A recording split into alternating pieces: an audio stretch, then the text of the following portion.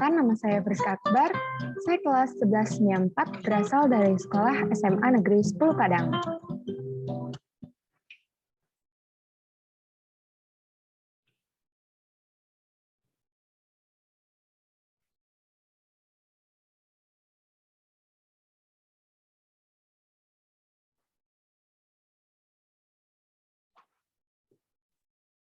Baiklah, pada kesempatan kali ini, saya akan mempresentasikan tentang pengangguran struktural. Sebelumnya, kalian tahu nggak sih apa itu pengangguran? Pengangguran adalah istilah untuk orang yang tidak bekerja sama sekali atau seseorang yang sedang berusaha mendapatkan pekerjaan yang layak. Nah, sekarang kita akan masuk kepada pembahasan pengangguran struktural. Yang pertama, kita akan bahas pengertian, contoh, dan penyebab pengangguran dari struktural.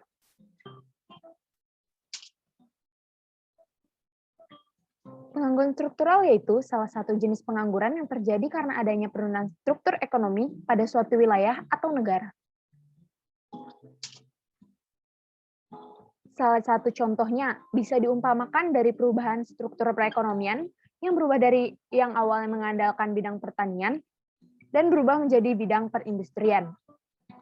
Karena perubahan struktur tersebut, maka pekerjaan yang biasanya bekerja sebagai petani atau buruh tani dituntut untuk memiliki kemampuan bekerja dalam bidang industri. Keahlian yang dimaksud ini seperti keahlian untuk bisa mengoperasikan mesin pabrik. Tetapi, karena kebanyakan petani atau buruh tani tidak memiliki keahlian yang dibutuhkan, maka para petani yang tidak memiliki pekerjaan karena lahan pertanian telah dirubah menjadi pabrik, ini bisa digolongkan sebagai pengangguran struktural.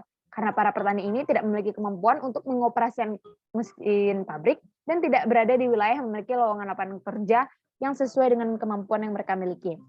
Maka angka pengangguran dari negara tersebut juga semakin tinggi.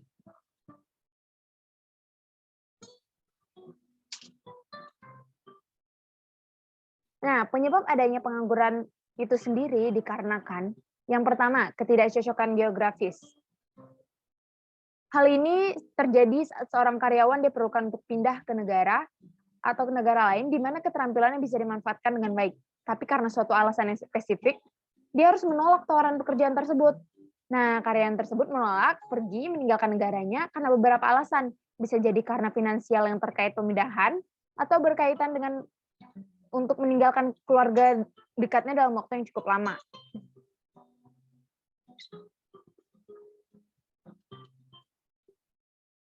Yang kedua, pergeseran kondisi pasar. Di dinamika atau kondisi pasar, tenaga kerja sangat mempengaruhi pengangguran jenis ini. Pergeseran kondisi pasar seperti mengubah teknologi yang akhirnya mengubah permintaan tenaga kerja. Pelatihan bisa menjadi masalah besar saat para pekerja mencoba memprediksi pasar kerja di masa depan, karena pelatihan untuk keterampilan khusus membutuhkan sejumlah besar waktu dan sumber daya.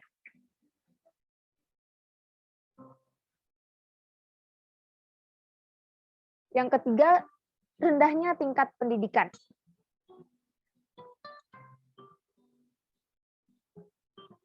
Masyarakat yang terampil dan berpendidikan pada umumnya memiliki kemungkinan lebih besar untuk dipekerjakan oleh perusahaan. Tapi sayangnya warga tidak terampil menganggur pada tingkat 30% hingga 40%. Karena itu pemerintah memberikan anggaran yang signifikan untuk pendidikan. Tapi beberapa anggaran yang tersedia tidak dipergunakan sebaik mungkin dan tidak memberikan dampak signifikan di kehidupan sehari-hari.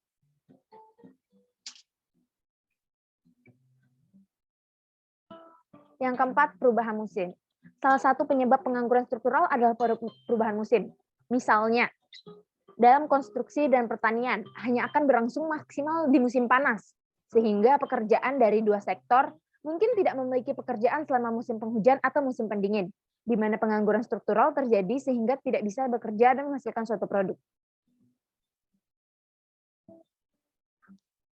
Dan yang kelima adalah tidak mampu mengikuti perkembangan teknologi. Di zaman sekarang ini, banyak perusahaan yang menciptakan permintaan untuk pekerja terampil yang lebih tinggi untuk menggunakan teknologi yang terbaru. Hal ini supaya para pekerja dan perusahaan tidak kalah saing dengan perusahaan lainnya, terutama usaha sejenis, dan bisa lebih cepat bekerja dengan bantuan mesin dan teknologi.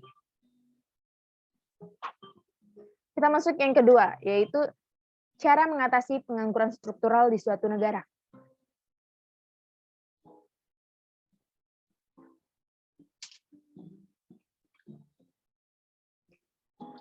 Yang pertama, meningkatkan modal usaha, meningkatkan perputaran dan peredaran modal dan jumlah tenaga kerja agar mampu mengurangi angka pengangguran yang ada. Yang kedua, migrasi ke wilayah pekerjaan, memindahkan individu pencari kerja atau penganggur ke wilayah atau daerah yang memiliki lowongan pekerjaan atau migrasi yang sesuai dengan kemampuan yang dimiliki. Contohnya, seperti Jakarta. Mungkin Jakarta banyak meraup peluang wilayah kerja. Jadi kita bisa ke sana untuk mencari pekerjaan. Yang ketiga, membuka usaha sendiri, mendirikan industri atau proyek karya sendiri yang sesuai dengan keahlian penganggur agar bisa mengurangi angka pengangguran. Yang keempat, training untuk calon pekerja, memberikan pelajaran dan pelatihan kepada para pencari kerja atau yang menganggur dengan keahlian yang sedang dibutuhkan oleh lapangan pekerjaan. Yang ketiga, dampak dari pengangguran struktural.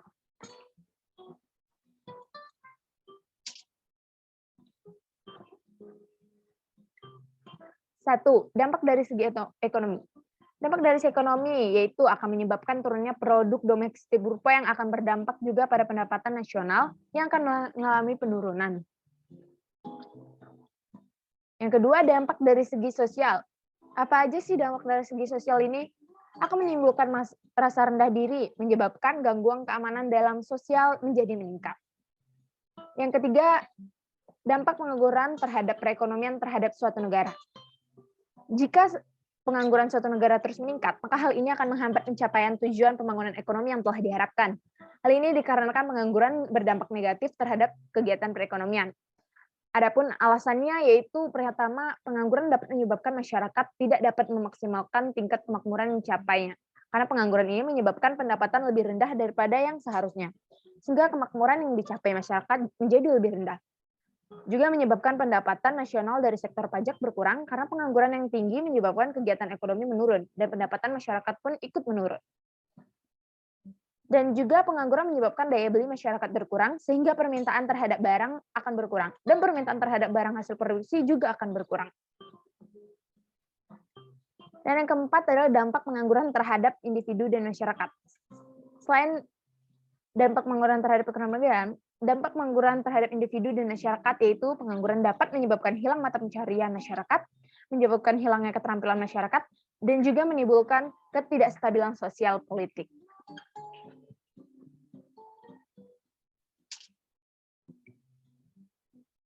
Jadi yang bisa saya simpulkan atau kita simpulkan dari pembahasan kita yaitu pengangguran struktural ini bisa berdampak negatif dalam perekonomian di suatu negara. Untuk mencegahnya, kita bisa menjadi pengusaha atau entrepreneur loh, sesuai dengan bidang yang diinginkan. Dengan begitu, kita bisa membuka bisnis sendiri, bahkan memberikan lowongan pekerjaan untuk orang yang lain yang bisa membutuhkan.